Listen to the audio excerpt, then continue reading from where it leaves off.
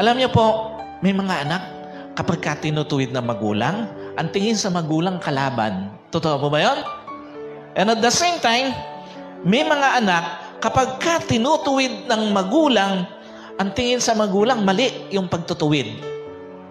Ang tanong, bakit ka ba itinutuwid ng magulang mo? Ang tanong, bakit ba sinasabi ng magulang mo na huwag mong sayangin ang pag-aaral mo? Ang tanong, bakit ba sinasabi ng magulang mo na huwag ka munang mag-asawa? Ang tanong, bakit ba sinasabi ng magulang mo na mag-mature ka muna? Bakit ba sinasabi ng magulang mo na iwanan mo yung immaturity mo?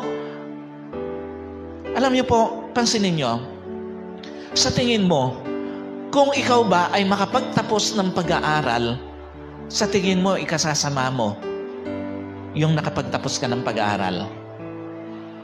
Sa tingin mo, kung ikaw ba, mature na bago ka pumasok sa isang relasyon, sa tingin mo, ikasasama mo ba yon?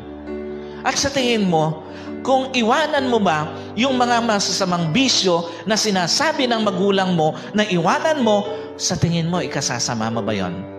Sa tingin mo, ikasasama mo ba yung sinasabi ng magulang mo na iwanan mo yung mga hindi mabubuting barkada o kaibigan sa iyong buhay?